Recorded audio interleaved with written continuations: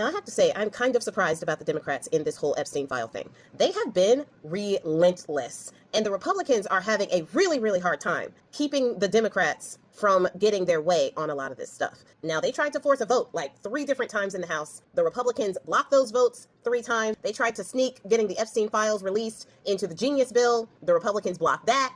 The Democrats in Congress have been the other side of the thorn in the side of Republicans on this issue, with the people at MAGA themselves being the thorn on one side and the Democrats being the thorn on the other. But they weren't done. Even though Mike Johnson decided that the heat was too much and he was going to call for their August recess early, it didn't work because the Oversight Committee on last Wednesday subpoenaed Ghislaine Maxwell to come and testify in front of the committee in August. I believe she is supposed to do that August 10th. I'm just going to leave that alone. Then the subcommittee of the Oversight Committee pulled an absolute genius move. There were members of the Republican Party that were already leaving because Mike Johnson had told everybody that they were at recess. So people like the Space Laser Lady, they all left. So there were 10 people left to vote in the subcommittee. So Democratic Representative Robert Garcia decides, okay, bet, we're all about to leave. Some of us have left already. I'm going to file a motion for us to vote on sending a subpoena to the DOJ for them to send us the files. Now, the head chairman of the subcommittee is a Republican named Clay Higgins. Clay Higgins. He tried it. First of all, when Garcia filed the motion, Clay Higgins tried to immediately call for a recess. And somebody was like, excuse me, are we not going to vote? It was painfully obvious what he was trying to do. Like, tail between legs, okay? So they broke for a couple minutes and then they all came back to vote. Then Clay Higgins decided he was going to try to add poison pills or different amendments to the bill so that the Democrats didn't want to vote on it. Problem is, the poison pills that he chose were all projection. He wanted some communications from Biden's administration and all of this other stuff. And the Democrats are like, yeah, we don't have anything to hide. Sure, you can have them. He thought that that would work because it would have worked on him. That's what happens with these people who are so freaking corrupt. They think that because they're corrupt and because it's something they would do, other people would do the same thing. Now, one thing that they did try to add that the Democrats did fight against was adding the language that they would subpoena things that were only deemed credible.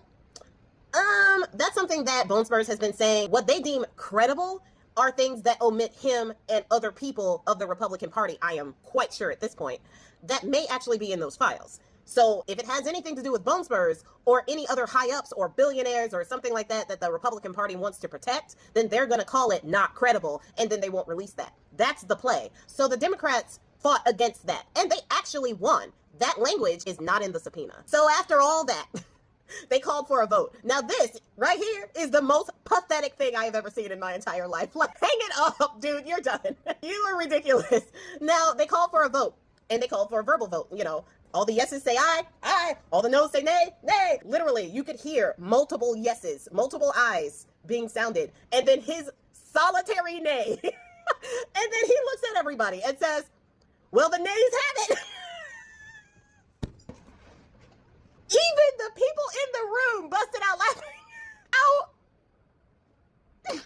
I was at a loss for words when I saw that on the video. What?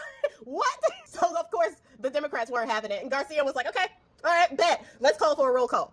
Let's see. They called for a roll call. 8 people to 2 voted yay. Like, it wasn't even close. It wasn't even a thing where he couldn't tell who was what, and he mistakenly said that the noes had it. It was blatant at that point. What? So the vote was 8 to 2. With 3 Republicans switching sides and voting with the Democrats on this one. Now, this is why that was so brilliant. This vote, the vote on the thing that has been on everybody's radar for the last 2 weeks now and is not letting up at all, this vote is happening right before a break. So all of these lawmakers are going to go back to their constituents. And these particular subcommittee lawmakers are going to go back to their constituents with the opportunity to actually do something to subpoena the Epstein files. And if they had voted no on that, they would have had their earth handed to them by their constituents, who also want to know what in the world is going on. So this was brilliant. The Democrats backed the Republicans into a corner on this one, and it was done masterfully. Not only did they wait until some of the Republicans had already left, and they did it last minute to catch them off guard, they also didn't allow them any room to move, maneuver, or plan. They backed them into a corner and made them vote. This right here is the fight that I want to see about everything. Now, they're doing this hard fight about the Epstein files, as they should. But I would like to see this type of tenacity when it comes to healthcare.